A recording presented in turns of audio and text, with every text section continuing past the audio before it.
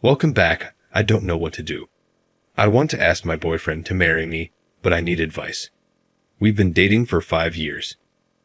Jake is the nicest guy I've ever met. Even though he's really busy, he always puts me first.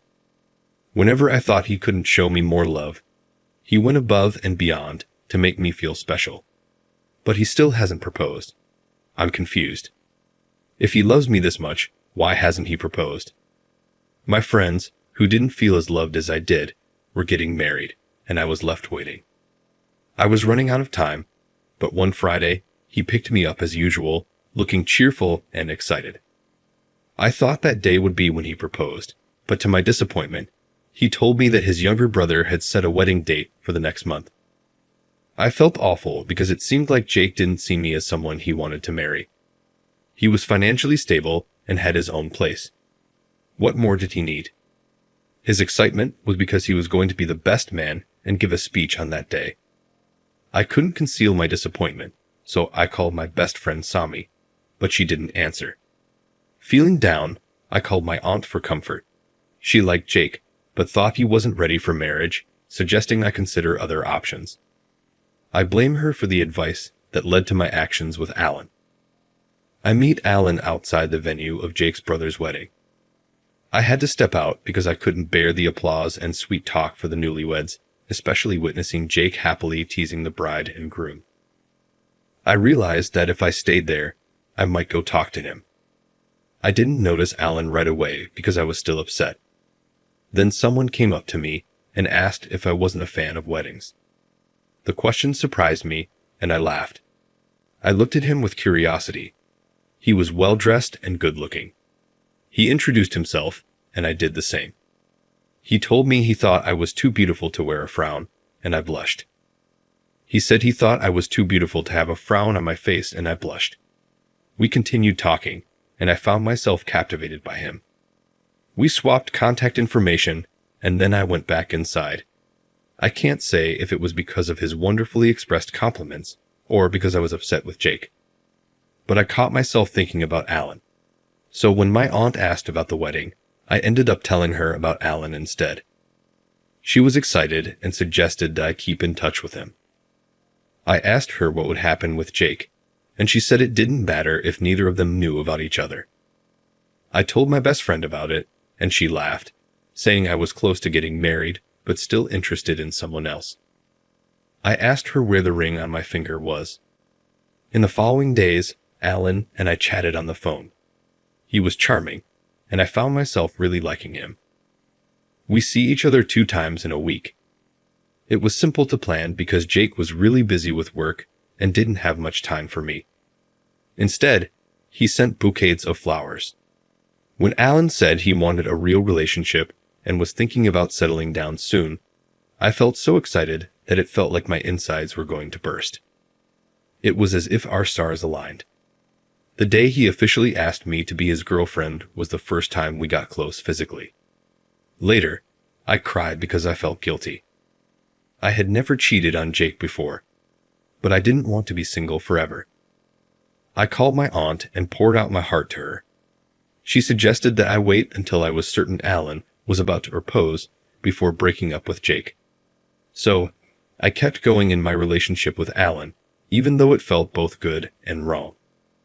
The guilt made me stay away from Jake, even when he wanted to see me. I knew that if I got too close to him, I would crumble and confess everything to him. Eventually, he became persistent about seeing me and asked why I was avoiding him.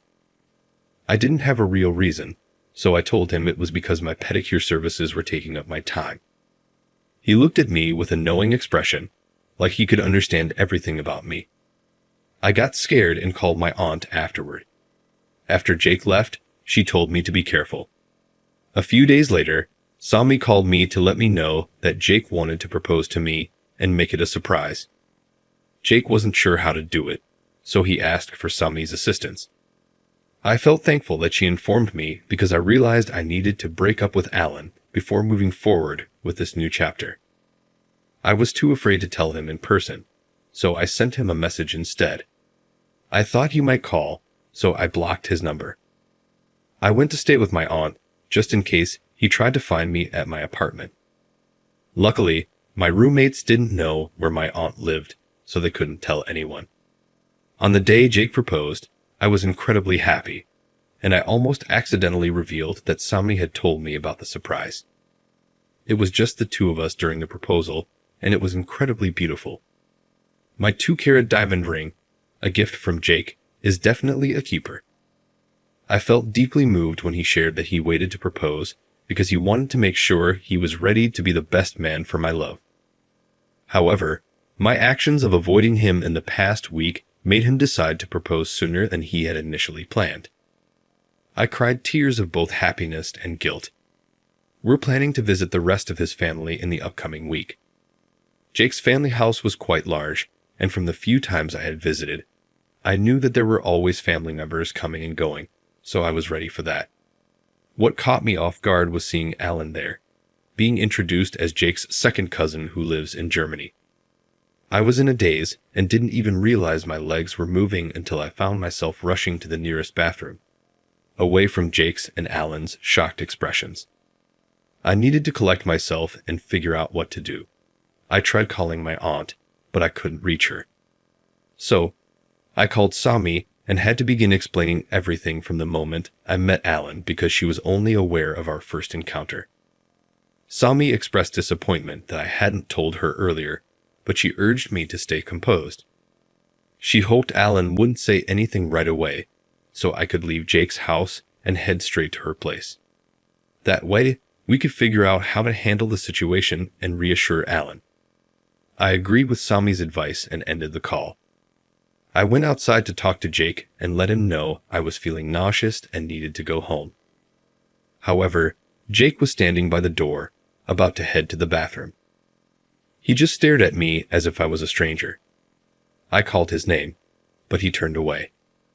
I hurried after him, but I didn't want to cause a scene, so I kept walking, trying to process his sudden change in demeanor. I took a moment to compose myself and then looked around for Alan. When I couldn't find him, I continued searching for Jake, but he was nowhere to be found. I was puzzled by his behavior. I wondered if Alan had said something to him. I always thought men weren't usually so talkative about personal matters. Could he have heard what I told Sami? I realized my mistake in confiding in Sami while I was at Jake's home. I felt an urgent need to find out if Alan had revealed anything to Jake. Update. Yesterday evening, I went to Jake's house because I had been trying to call him, and he hadn't been picking up. I spoke to his doorman, who informed me that he hadn't returned from work yet. Worried, I rushed to his workplace to catch him before he left, but I couldn't find him there either. I called my aunt to update her because I had already told her what had happened earlier. She advised me to call Alan and ensure he would cooperate, even if it meant offering him closure one last time. I thought it was a good suggestion, so I dialed Alan's number. He answered on the first ring, and I apologized for abruptly cutting off contact. He told me I had some nerve to call him after what I did. He asked me never to call again and cut the call. I rushed to the apartment where Alan was staying and rang the doorbell. Upon opening the door, I was shocked to see Jake, his brother, and a bruised Alan standing in front of me. I didn't know what to do, so I just ran back out. My aunt suggested that I should have come up with an excuse for being at Alan's apartment, even if it meant lying, like saying I was tracking Jake's phone. But I felt that the truth was probably already known. I questioned why I couldn't have been more patient and talked to Jake about his reasons for not proposing instead of rushing into another relationship with Alan. Is there a way for us to get back together? Sami told me a story about a man who gave his wife money even after cheated. We're not married yet, so maybe there's still hope for our relationship. I'm in a dilemma because Jake hasn't said a word to me. He isn't returning my calls, and he hasn't even asked to meet up. How much does he know? Alan blocked my number. I don't know if he did this for sure. What should I do now? Can anyone give me advice on what to do next? Edit. Jake finally called me back and wanted to meet up. Sami gave me advice on what to say and even offered to come along and stay nearby. She was disappointed that I hadn't told her about my situation, but she still wanted things to work out between Jake and me. Jake said he just wanted the engagement ring back. He thought he was the one who didn't deserve me, but now he felt it was the other way around. It turns out Jake overheard some of what I told Sami in the bathroom at his family's house when he was coming to check on me, and it made him very angry. Thinking that Alan had betrayed him, he ended up punching Alan. Fortunately, Jake's brother, who was very close to Alan, and the reason Alan had come back in the first place, intervened and prevented a full-blown fight from breaking out.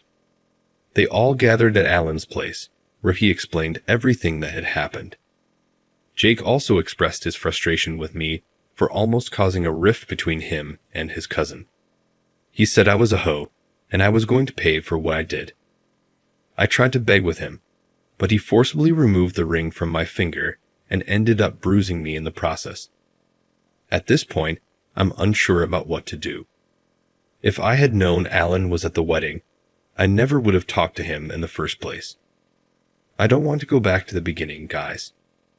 Is it possible to get Jake to forgive me? Opinion.